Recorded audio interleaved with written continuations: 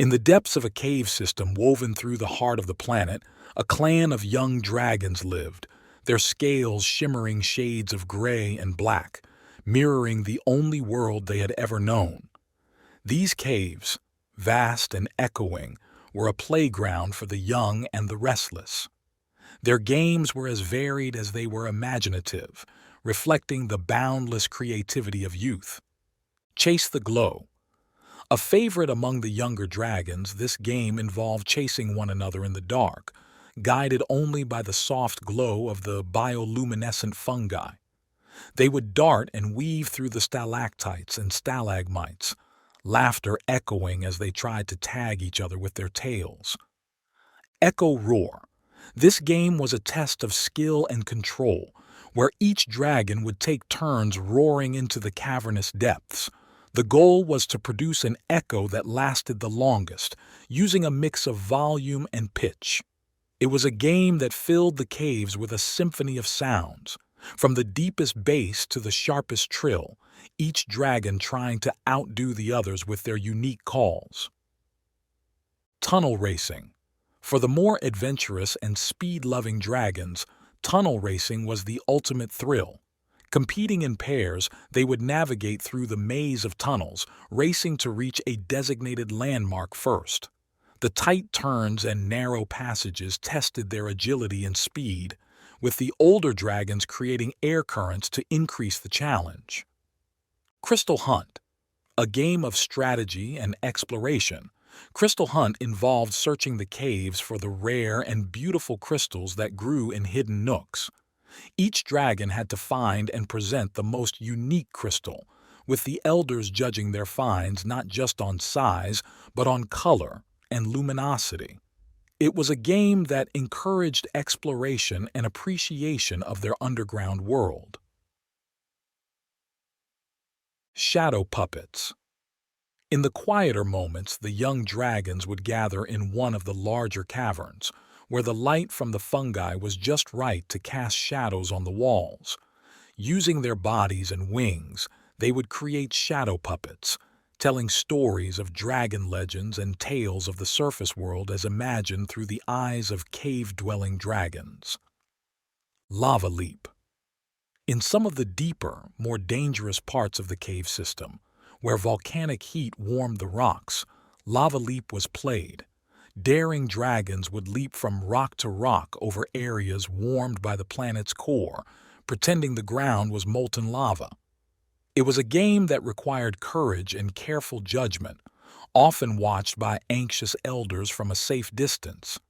These games, born from the minds of young dragons living in a world unseen by sunlight, were more than just pastimes. They were the means through which the young dragons learned about their environment, honed their skills, and strengthened their bonds.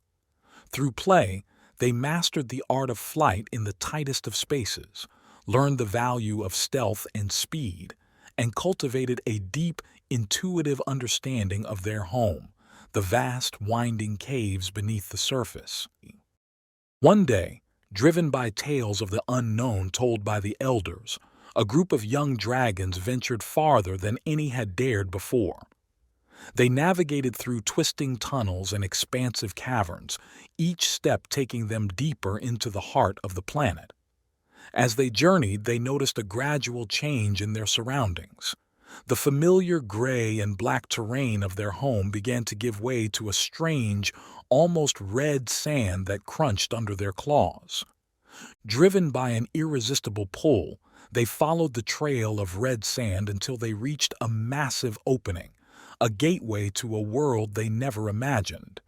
Standing at the threshold, they beheld the open sky for the first time, a vast canvas of blues and pinks that stretched into infinity.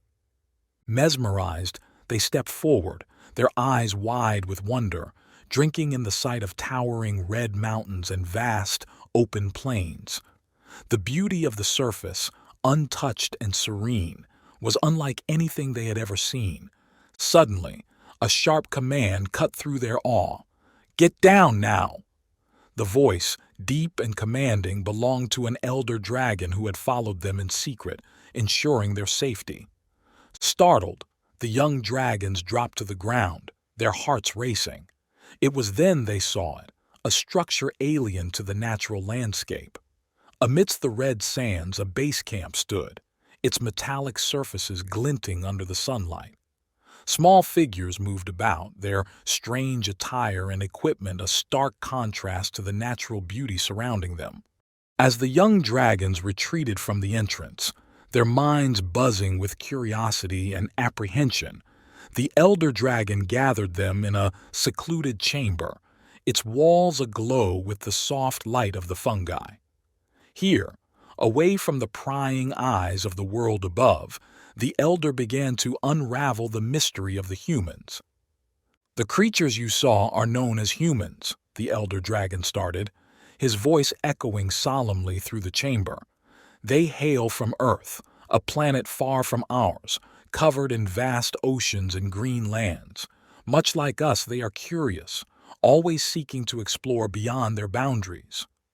He explained that the dragons had known of humans long before they arrived on their planet, Mars. "We have watched them from the shadows, using the ancient mirrors of foresight," the elder revealed. These ancient mirrors, a network of crystalline formations deep within the Martian crust, allowed the dragons to glimpse into distant lands and times. Through these mirrors, they had observed humans' relentless pursuit of knowledge and their dreams of exploring the stars. The humans embarked on a journey across the cosmos, driven by a thirst for discovery and a need to escape the confines of their own world, the elder continued. They seek new homes, new resources, unaware that Mars is not as barren as they believed. Beneath its surface lies a world teeming with life, our world. The dragons had learned much about humans through these observations. They knew of humans' capacity for both great kindness and devastating destruction. They had seen the humans' blue planet, racked with storms and strife, yet also capable of breathtaking beauty. The elder spoke of the humans' resilience, their ability to adapt and overcome, but also of their ignorance of the delicate balance that governed all life. "Our ancestors decided it was best to remain hidden, to observe and wait," the elder dragon said. "We hoped the humans would learn to respect Mars as they learned to respect their own world. But now, as they establish their presence here, we must decide how to reveal ourselves, if at all." The young dragons listened intently, their eyes wide with wonder and concern. The elder's words painted a complex picture of the humans, a species so different yet perhaps not so dissimilar to themselves.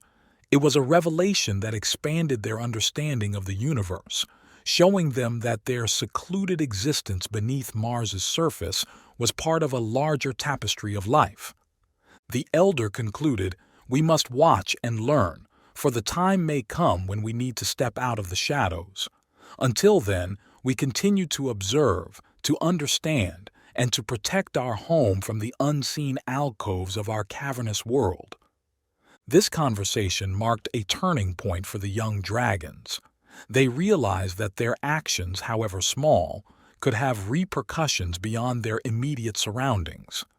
The knowledge of the humans and the elder's wisdom instilled in them a sense of responsibility towards their planet and its unseen inhabitants, paving the way for a future where dragons and humans might one day meet not as foes, but as fellow custodians of the cosmos. The encounter at the cave's entrance became a legend among the dragons, a tale of discovery and caution. It reminded them of the world beyond their own, vast and filled with wonders yet to be explored. And as the humans continued their endeavors on the surface, the dragons watched from the shadows, guardians of a world both ancient and new, waiting for the day when the skies of Mars would welcome them into the light.